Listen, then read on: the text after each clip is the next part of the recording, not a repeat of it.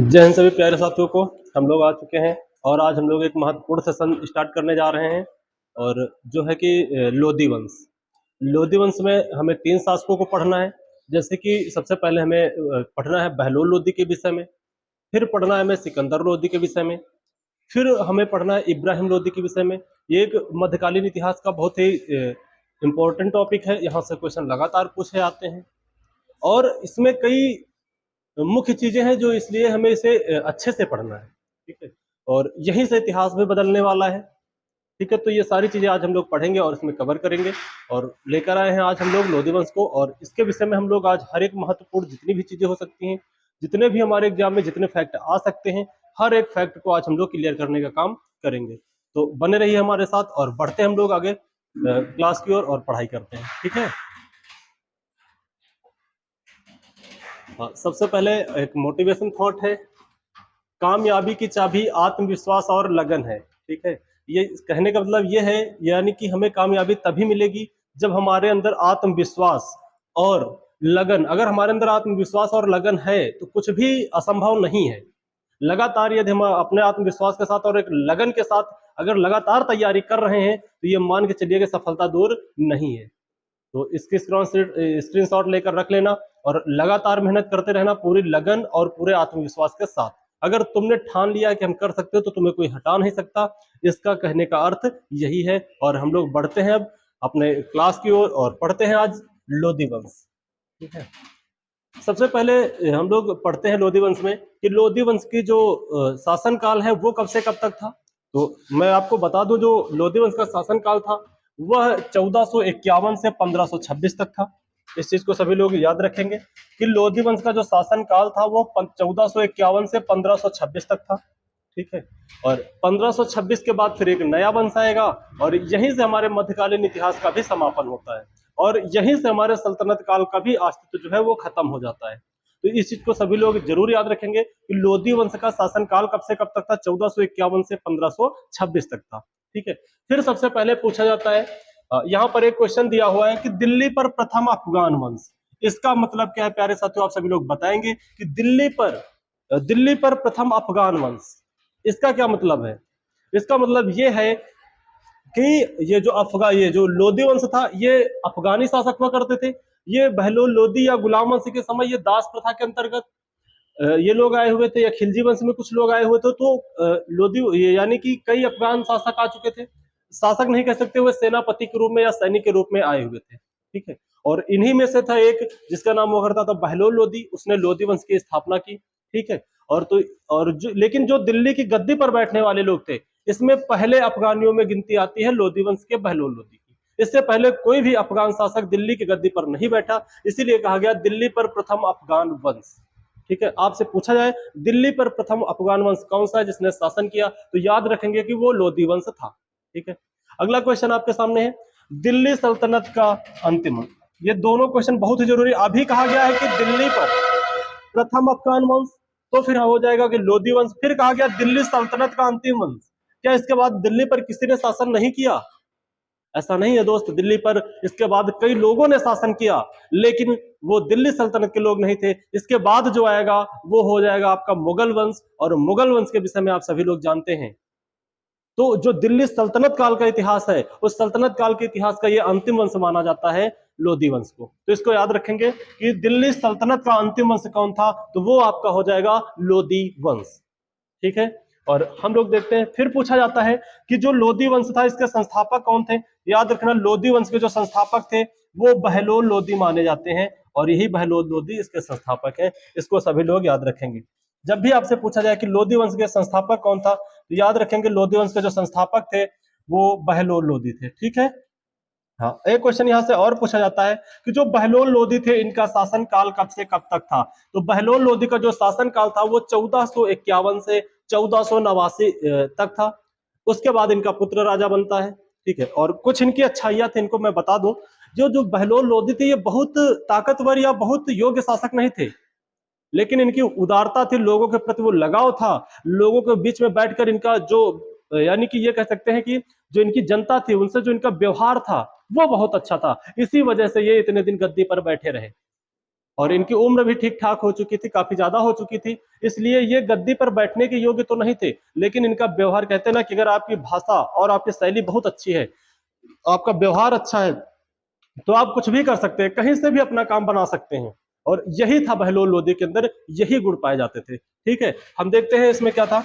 जो बहलोल लोधी था, बहलोल लोधी का जो राज्याभिषेक था वो 2 बार हुआ था। ये भी पूछा जाता है कि हम आपको बताएंगे कि हमारे इतिहास में 6 शासक ऐसे हुए हैं, बाद में भी इसके विषय में डिस्कस करेंगे कि हमारे इतिहास में 6 शासक ऐसे हुए जिनका राज्याभिषेक 2-2 बार हुआ है। हम बाद में समय मिल रहा है तो हम 6 जो है 6 के 6 शासकों के विषय में जानकारी आपको देंगे कि कौन से 6 शासक थे जिनको राज्याभिषेक जो है 2 बार हुआ था। तो उनमें से एक था हमारा बहलोल लोधी। इसको याद रखेंगे कि अब जो बहलोल लोधी था इसका राज्याभिषेक 2 बार हुआ था। इसको सभी लोग याद करके रखेंगे। ठीक है, और बढ़ते हैं नेक्स्ट क्वेश्चन की ओर।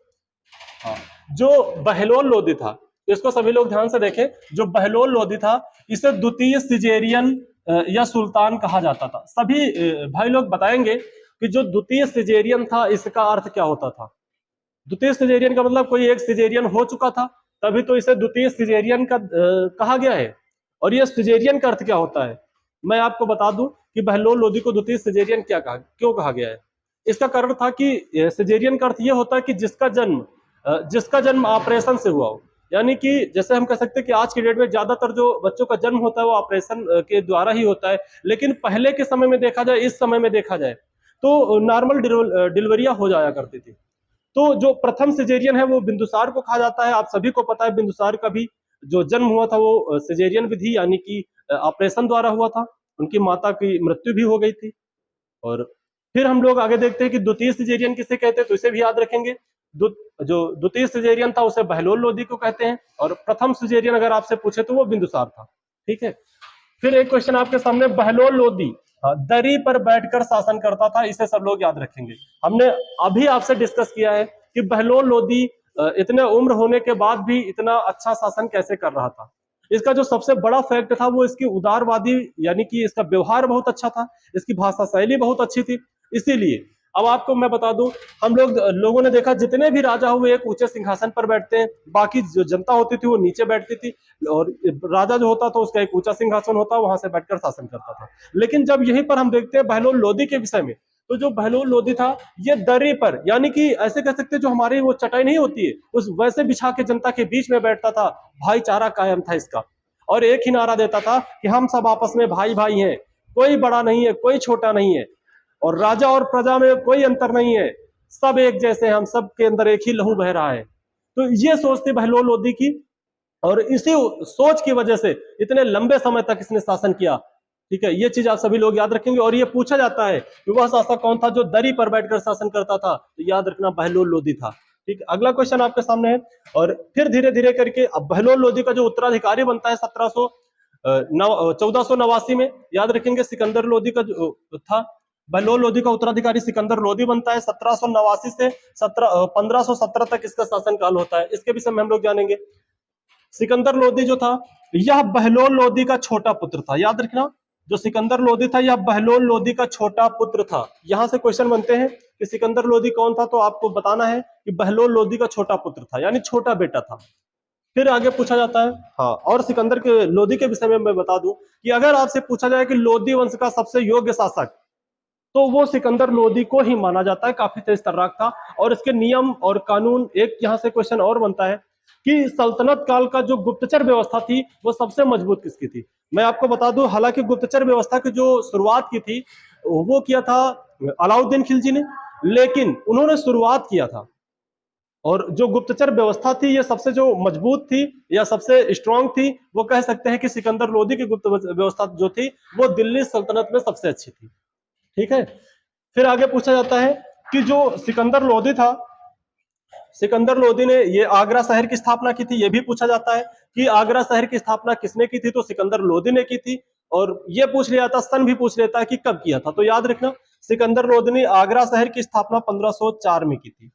तो आपके दिमाग में एक चीज आ रहा होगा, क्या 1504 से पहले जो है आगरा नहीं था? नहीं मेरे भाई, आगरा था, लेकिन ये एक कस्बे टाइप का हुआ करता था, और जिसका कुछ नाम जो था वो कुछ दूसरा हुआ करता था। लेकिन 1504 में सिकंदर लोधी आता है, और सिकंदर लोधी ने इसका नामकरण किया और नाम रख दिया आगरा, ठीक है। और 1504 में इसने आगरा शहर की स्थापना की और 1506 में अपनी राजधानी दिल्ली से आगरा लाने का भी काम करता है। मैं आपको बता दूं कि जो ये राजधानी अपनी दिल्ली से 1506 ईस्वी में आगरा लाया था, इसके पीछे भी एक बहुत बड़ा कारण था। इसका जो सबसे बड़ा फैक्ट था वो था राजपूतों पर विजय। सिकंदर लोदी के दिमाग में राजपूतों में यानी राजपूतों के ऊपर विजय करना चाहता था, इसीलिए इसने अपनी राजधानी जो है दिल्ली से आगरा पे स्थानांतरित किया था। ठीक है, इस चीज को आप सभी लोग याद रखेंगे। अगर आपसे पूछा जाए आगरा शहर की स्थापना सिकंदर लोदी ने कब की, 1500 ईस्वी में। आपसे पूछ ले कि सिकंदर लोदी ने आगरा शहर यानी कि आगरा राजधानी लेकर आता है, फिर 1500 हो जाए यानी कि 2 साल बाद। अगला क्वेश्चन आपके सामने है, इसकी हम लोग देखेंगे। तो ये देखो वही क्वेश्चन आपके सामने मिल गया है कि 1506 में आगरा को अपनी राजधानी बनाई। ठीक है, फिर है हुलिया व्यवस्था की प्रारंभ की। जो सिकंदर लोदी था इसने हुलिया व्यवस्था प्रारंभ की, यानी कि हमने इससे पहले भी पढ़ रखा है कि जो हुलिया व्यवस्था का प्रारंभ किया था वो अलाउद्दीन खिलजी ने किया था। और फिर अगर आपसे पूछ लिया जाए कि दूसरा शासक कौन है हुलिया व्यवस्था को लागू करा, तो फिर वो हम अंदर ही हो जाएगा, इसको सभी रखेंगे। और इसकी शुरुआत जो की थी वो अलाउद्दीन की थी। फिर आपके राजस्थान में बादलगढ़ का किला बनवाया। जो सिकंदर लोदी था, सिकंदर लोदी ने राजस्थान में बादलगढ़ का किला की निर्माण करवाया, इसको सभी लोग याद रखेंगे। इसने 2-3 और काम थे, इन कामों को आप सभी लोग याद रखेंगे। इसने एक काम किया था इतिहास में पहली बार, इससे पहले किसी भी शासक ने ऐसे काम नहीं किए थे, इस चीज को सभी लोग याद कर लेना। यह पूछा जाता है कि गंगा यमुना स्नान पर रोक लगा दिया था। यह बहुत ही अच्छा फैक्ट है। आपसे पूछा जाएगा कि वह दिल्ली सल्तनत का वह शासक कौन था जिसने गंगा यमुना के स्नान पर रोक लगा दिया था। इसका कारण था, जैसे कि कह सकते हैं कि हमारे हिंदू धर्म में जो वो होता है मुंडन संस्कार एक होता है, बच्चों का मुंडन होता है तो लोग गंगा के किनारे जाते हैं, गंगा घाट पे जाते हैं और वहां पे बच्चों का मुंडन करवाते हैं और सभी लोग स्नान करते हैं। ठीक है, और कई हमारे यहाँ जैसे पूर्णिमा वगैरह होती है तो उसमें हम लोग जाते हैं, कार्तिक पूर्णिमा होता है, गंगा स्नान करने के लिए जाते हैं। तो इन चीजों पर रोक लगाने का काम जो किया था वो सिकंदर लोदी ने किया था। तो इसको याद रखेंगे कि गंगा यमुना स्नान पर रोक लगाने वाला शासक कौन था, तो वह सिकंदर लोदी हुआ करता था, इसको सभी लोग याद रखेंगे।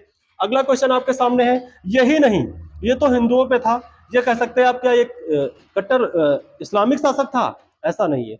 इसने जो मुहर्रम और ताजिया, जो ये इस्लाम धर्म के त्योहार है मुहर्रम और ताजिया, इन पर भी रोक लगा दिया। ये ताजिया वगैरह होती है, शायद इसमें ये लोग अपना शोक व्यक्त करते हैं और इस पर इसने पूर्णतया रोक लगा दिया, कहा दिखावा करने की कोई जरूरत नहीं। तो आपसे जब भी पूछा जाए कि मुहर्रम या फिर ताजिया पर रोक लगाने वाला शासक कौन था, तो मेरे भाई याद रखना यह सिकंदर लोदी हुआ करता था। ठीक है, ये दोनों फैक्ट याद रखना, गंगा यमुना स्नान पर रोक किसने लगाई और ताजिया और मुहर्रम पर रोक किसने लगाई, इन चीजों को आप सभी लोग याद रखेंगे। हाँ, अगला क्वेश्चन है, ज्वालामुखी मंदिर को तोड़वाया। हाँ, इसको सभी लोग याद रखेंगे, ज्वालामुखी मंदिर को तोड़वाया, इसको सभी लोग याद रखेंगे। एक हमारे यहाँ ज्वालामुखी मंदिर हुआ करता था, इस मंदिर को तोड़वाने का काम भी सिकंदर लोदी ने किया। और कई इतिहासकारों को मत यह है और कई बुकों में भी मिलता है कि जो ज्वालामुखी मंदिर था इसकी मूर्तियों को तोड़वाकर, यानी इस मंदिर में जो पत्थर लगे हुए थे इन पत्थरों को तोड़वाकर सिकंदर लोदी ने इस टुकड़ों को, यानी कि वो पत्थर के जो टुकड़े थे उनको कसाईयों को दे दिया था मांस तौलने के लिए। तो ये भी पूछा जाता है, इसको याद रखेंगे कि ज्वालामुखी के मंदिर को तोड़वा के उसके जो पत्थर थे उनको कसाईयों को मांस तोड़ने के लिए किसने दे दिया था, तो वह सिकंदर लोदी था, यानी काफी क्रूर शासक भी माना जाता है। तो इसको सभी लोग याद रखेंगे कि ज्वालामुखी मंदिर को किसने तोड़वाया था, तो वो सिकंदर लोदी था। हाँ, एक क्वेश्चन ये भी देखिए, इसके जो भी क्वेश्चन है बहुत अच्छे क्वेश्चन है। एक क्वेश्चन पूछा जाता है कि पीर मजार पर जाने से, यानी जो मजार होती है इस्लाम धर्म में, पीर मजार पर जाने से महिलाओं पर रोक लगा दिया।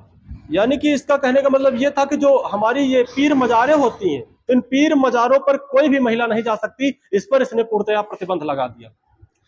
यानी कि जो पुरुष वर्ग होता है सिर्फ वही मजार पे जा सकता है, महिलाओं को मजार पे जाने की बिल्कुल अनुमति इसने नहीं दी, एकदम पूर्णतया प्रतिबंध लगा दिया। तो ये भी फैक्ट आप सब याद रखेंगे। बढ़ते हम लोग आगे। फिर एक है भूमि पैमाइश के लिए गजे सिकंदरे लागू किया। ठीक है, इसको याद रखना, भूमि पैमाइश के लिए गजे सिकंदरी लागू किया। गजे सिकंदरी एक तरह से ये कह सकते हैं ये भूमि मापने का एक पैमाना हुआ करता था। और यानी कि जैसे कि हम लोग कहते हैं आज 1 बीघा 2 बीघा, तो वैसे उस समय जो भूमि मापी जाती थी वो सिकंदरे गजी में मापी जाती थी। और जो उसकी जो लंबाई थी वो 30 इंच की लंबाई हुआ करती थी गजे सिकंदरी की। तो भूमि मापने के लिए उस समय इसने गजे सिकंदरी का भी प्रचलन किया था। इसको आप सब याद रखेंगे। अगला क्वेश्चन है गुलरुखी कविताएं। ठीक है, पूछा जाता है कि गुलरुखी कविताएं लिखने वाला शासक कौन था। तो गुलरुखी कविताएं लिखने वाला शासक भी सिकंदर लोदी हुआ करता था, इसको सभी लोग याद रखेंगे। गुलरुखी कविताएं एक तरह से ये कह सकते हैं जो इसका शीर्षक हुआ करता था, जो कविता का शीर्षक हुआ करता था वो गुलरुखी से ही स्टार्ट होता था। और ये जो गुलरुखी कविताएं हुआ करती थी ये काफी से थोड़ा सा दर्द भरी कविताएं हुआ करती थी। ये कह सकते हैं कि इसमें वियोग रस की जो है काफी ज्यादा हावी होता था इन कविताओं में, इसको याद रखेंगे। और मेन जो फैक्ट है ये याद रखना कि जो गुलरुखी है ये कविता का शीर्षक माना जाता है, यानी कि कविता का जो शीर्षक होता था वो गुलरुखी से स्टार्ट होता था। अगला है क्वेश्चन आपके सामने है, इसी के समय, हाँ ये क्वेश्चन बहुत ही अच्छा है। इसी के समय लज्जत ए सिकंदरी लिखा गया, इसको याद रखेंगे। इसी के समय लज्जत ए सिकंदरी लिखा गया। आप सभी ये बताएंगे लज्जत ए सिकंदरी क्या होता था। तो जो लज्जत ए सिकंदरी लिखा गया ये फारसी का पहला संगीत ग्रंथ है जो सिकंदर लोदी के समय लिखा गया। अब आपसे पूछा जाएगा कि फारसी का पहला संगीत ग्रंथ कौन सा है, तो आप सभी बताएंगे कि लज्जत ए सिकंदरी है। और फिर आपसे पूछा जाएगा कि लज्जत ए सिकंदरी या फिर फारसी का पहला संगीत किसके शासनकाल में लिखा गया, तो इसको आप सभी लोग आंसर देंगे सिकंदर लोदी के शासनकाल में लिखा गया। तो ये बात आप सभी लोग ध्यान रखेंगे। और बढ़ते हम लोग आगे। फिर यह है पूछा जाता है कि जो सिकंदर लोदी था इसके समकालीन व्यक्ति कौन कौन से, यानी कि व्यक्ति तो बहुत सारे रहे होंगे लेकिन जो प्रमुख व्यक्ति हैं या चर्चित व्यक्ति हैं या कहीं ना कहीं उन्होंने समाज के लिए कुछ ना कुछ किया है, और तो उन व्यक्तियों के विषय में पूछा जाता है। तो सबसे पहले आप याद रखेंगे सिकंदर लोदी के जो समकालीन व्यक्ति थे वो कबीरदास थे। और कबीरदास के विषय में आपको दोहों की वजह से, इनकी लिखावट की वजह से या फिर इनकी बातों की वजह से ये बहुत अच्छे फेमस थे। और कबीरदास के विषय में आप सभी जानते हैं और बहुत सारी पुस्तकें इनके ऊपर लिखी गई हैं। तो कबीरदास अगर आपसे पूछा जाए कि किसके समकालीन थे तो सिकंदर लोदी के समकालीन थे। और जो गुरु नानक थे यानी कि सिख धर्म के जो संस्थापक थे गुरु नानक भी सिकंदर लोदी के ही समकालीन थे। तो याद रखना दो महान व्यक्ति हो गए हैं कबीरदास और गुरु नानक। तीसरा एक व्यक्ति आता है महमूद बेगड़ा, सभी लोग याद रखेंगे। आप में से कई लोग जो है जानते होंगे कि महमूद बेगड़ा कौन था। यदि आप नहीं जानते तो मैं बता दूं, आप सभी लोग एक युद्ध पढ़ेंगे और जिस युद्ध को हम लोग त्रिगुट के युद्ध के नाम से जानते हैं। जो एक टैक्स था, जो विदेशी आते थे, पुर्तगाली वगैरह आते थे हमारे यहाँ, फ्रांसीसी आते थे व्यापार करने के लिए, उस समय ये एक त्रिगुट का युद्ध हुआ था। उस त्रिगुट के युद्ध में जो भारतीय नेवी का नेतृत्व कर रहा था वो महमूद बेगड़ा कर रहा था। और महमूद बेगड़ा के विषय में संक्षिप्त में थोड़ा सा और हम बता दे रहे हैं कि जो महमूद बेगड़ा था इतना जहरीला व्यक्ति था, या ये कह सकते कितना नशा करता था। बताते हैं कि इसको जो कीड़ा काट लेता था वो कीड़ा वहीं पर अपने दम तोड़ देता था। अब समझ सकते हो कि इसके अंदर कितना जहर था। तो ये महमूद बेगड़ा है। बाकी हम आगे आधुनिक इतिहास में हम आपको बताएंगे महमूद बेगड़ा के विषय में। तो अभी फिलहाल इतना ही। फिर आगे है कि एक और व्यक्ति हुआ करता था राणा सांगा। राणा सांगा आप सभी को पता है, राजस्थान के एरिया में शासन करते थे राणा सांगा। और राणा सांगा ही है जो ये कह सकते हैं कि इनके समकालीन तो थे, इनके समकालीन से अभी आएगा, इनके बाद जो आएगा इब्राहिम लोदी से भी राणा सांगा से एक युद्ध होता है। और फिर राणा सांगा से एक जो मुगल वंश के संस्थापक यानी जो बाबर हुआ करते थे उनसे भी युद्ध होता है। तो राणा सांगा इनके समकालीन तो थे और इनके साथ साथ इनके बाद एक दो राजाओं के और समकालीन थे। और राणा सांगा बहुत ही बहादुर इंसान थे। उनकी बहादुरी में जितना कुछ कहा जाए, हमारे एक बहुत जो है एक कवि हुए, बहुत बड़े कवि हुए रामधारी सिंह दिनकर जी ने, उन्होंने एक बार लिखा था कि मैं राजस्थान की भूमि पर जब भी जाता हूं तो मेरे पैर कांपने लगते हैं, ये सोचकर कि कहीं मेरे पैरों के नीचे किसी वीर की समाधि तो नहीं है। ये सोचकर, यानी कि राजस्थान की जो भूमि है वो पूरी की पूरी जो है वीरों से भरी हुई है, क्षत्रियों से भरी हुई है और बहुत ज्यादा युद्ध लड़े गए हैं राजस्थान की भूमि में। तो इस पर रामधारी सिंह दिनकर जी ने कहा था। ठीक है, और याद रखना सिकंदर के समकालीन व्यक्ति, चारों व्यक्तियों को याद रखना, एक कबीरदास थे, नाना साहब थे, महमूद बेगड़ा था और राणा सांगा थे। इसकी एक खासियत बात और है, इसको आप सभी लोगों को मैं बता दूं, जो सिकंदर लोदी था ये इस्लाम धर्म से तो था लेकिन यह दाढ़ी नहीं रखता था, यानी ये सेविंग 24 घंटे किए घूमता था पर डे, यानी कि जैसे कि हमारी इंडियन आर्मी। तो ये जो था, ये इस्लाम धर्म में लोग थोड़ा सा दाढ़ी वगैरह रखते हैं लेकिन ये बिल्कुल दाढ़ी नहीं रखता था।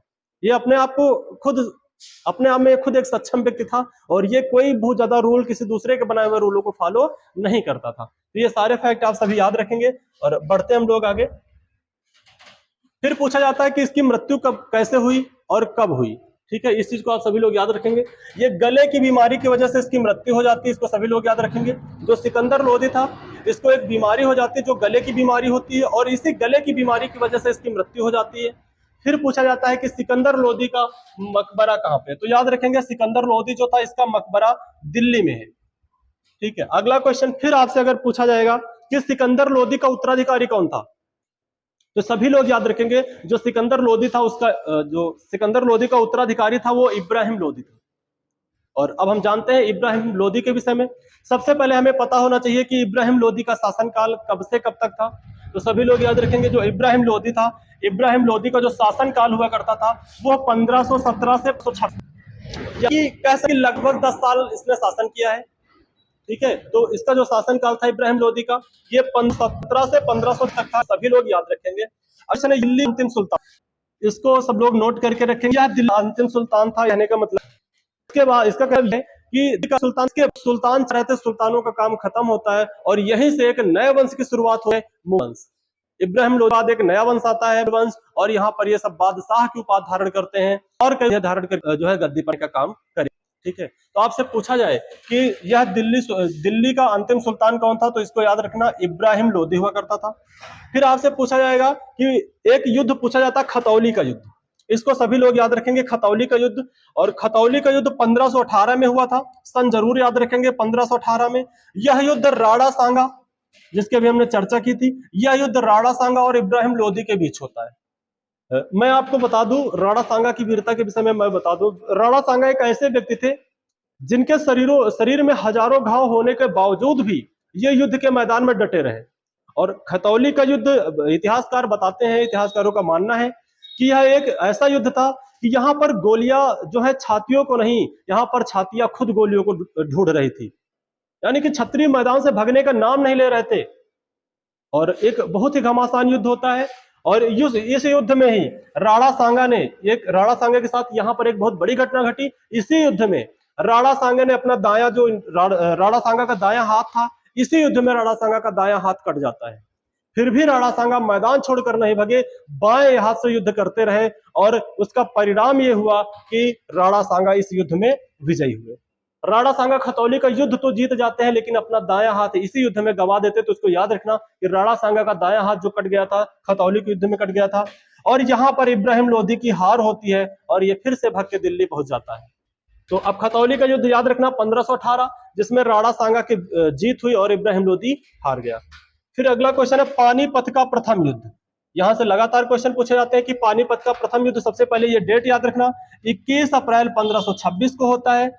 और किससे किससे होता है, तो याद रखना इब्राहिम लोधी और बाबर से होता है, जिसमें इब्राहिम लोधी की हार होती है और बाबर इसमें विजयी होता है। तो पानीपत के प्रथम युद्ध के विषय में सभी लोग याद रखेंगे 21 अप्रैल 1526 इब्राहिम लोधी और बाबर के बीच, जिसमें बाबर विजयी होता है और इब्राहिम लोधी की हार होती है। ठीक है, इसके विषय में सभी लोग याद रखेंगे। और मैं इस युद्ध के विषय में छोटी सी चर्चा करना चाहता हूं और मैं आपको बता दूं जो युद्ध हुआ था इस युद्ध में इब्राहिम लोधी के हारने के कई कारण थे, जिसमें से जो मेन कारण है मैं उनको बता दूं। इसमें जो सबसे बड़ा कारण था अपनों का धोखा देना। इसमें इब्राहिम लोधी के खास लोगों ने इब्राहिम लोधी को धोखा दिया और वो बाबर से जा मिले, क्योंकि वो उनको एक लालच था कि जो बाबर आ रहा है भारत की ओर ये एक लुटेरा है और दिल्ली को लूटेगा और दिल्ली को लूटने के बाद वापस वो फरगना चला जाएगा। लेकिन मैं आपको बता दूं इसका सेम उल्टा हो गया। इन लोगों को ये नहीं पता था कि बाबर जो है लुटेरा है। बाबर लुटेरा नहीं, बाबर विस्तारवादी है, विस्तारवादी था। भारत आया और भारत पर अपने जो है दिल्ली पर कब्जा करता है और दिल्ली पर ही रुक जाता है और यहीं से शासन करने लगता है। और एक कारण हारने का और भी था, हारने का ये कारण था कि इब्राहिम की सही रणनीतियों का ना होना। और जो सबसे बड़ा कारण था वो जो इब्राहिम लोधी की सेना थी, इसकी सेना के पास तलवार, भाला या ऐसे शस्त्र थे हमारे पास, यानी कि जिनसे पकड़ के युद्ध किया जाता था, तीर, तलवार, ये सारी चीजें हुआ करती थी। लेकिन जो बाबर था इसकी सेना में बारूद, हथियार, तोप, गोले इनका प्रयोग किया गया। यहां से एक क्वेश्चन और भी पूछा जाता है कि भारत में सबसे पहले किस युद्ध में बारूद का प्रयोग किया गया, तो वो पानीपत का प्रथम युद्ध है जिसमें सबसे पहले बारूद का प्रयोग किया गया था। इसको सभी लोग याद रखेंगे। इस जैसे उधर से युद्ध स्टार्ट होता है, अब आप बताइए, एक तरफ से गोली बारूद चल रही है, दूसरी तरफ से तलवार है, तो अब जब तलवार पास लेकर जाएगा तभी तो चलेगी। वो दूर से ठां ठां स्टार्ट करता है और जो इब्राहिम लोदी की सेना थी इसमें भगदड़ मच जाती है और देखते ही देखते कुछ ही समय में इब्राहिम लोदी जो है युद्ध स्थल में मारा जाता है। और इब्राहिम लोदी के साथ इसका एक मित्र था जिसका नाम हुआ करता था विक्रमजीत। इसको याद रखेंगे, ग्वालियर के राजा थे विक्रमजीत। हालांकि बताया जाता है कि इब्राहिम लोदी ने इनकी ओर संकेत किया विक्रमजीत की तरफ कि आप जाइए और आप अपनी फैमिली की रक्षा करिए, हमारी फैमिली की रक्षा करिए, और उनको लेकर आप दिल्ली से निकल जाइए और ये युद्ध हमारे हाथों से जा रहा है। लेकिन एक मित्र का धर्म निभाने के लिए विक्रमजीत ने कहा, जिएंगे तो साथ, मरेंगे तो साथ, जो होगा देखा जाएगा, मैं तुम्हें अकेले छोड़कर नहीं जा सकता। और इसका परिणाम यह हुआ कि दोनों दोस्त इब्राहिम लोदी और उसका मित्र विक्रमजीत बाबर से लड़ते हुए दोनों युद्ध स्थल में वीर गति को प्राप्त हुए। याद रखना, दोनों युद्ध के मैदान में वीर गति को प्राप्त होते हैं। और इस तरह से अब दिल्ली पर जो कब्जा होता है वो बाबर का होता है, और जो अगला वंश आएगा यहाँ पर मुगल वंश। तो आगे हम लोग फिर पढ़ेंगे मुगल वंश के विषय में, जो फैक्ट है यानी कि जो युद्ध हुआ है इसके जो नियम क्या थे, क्या क्या जो कारण थे हारने के, इसकी चर्चा हम मुगल वंश में यानी बाबर को पढ़ेंगे तो कर लेंगे। ठीक है, तो ये सभी चीजें आप सब लोग याद रखेंगे। और ये जो पीडीएफ है आपको हमारे टेलीग्राम चैनल पे मिल जाएगी, सभी लोग टेलीग्राम चैनल को ज्वाइन करिए, आपको लिखना भी नहीं पड़ेगा। ठीक है, तो आज के लिए इतना ही। जय हिंद, जय भारत।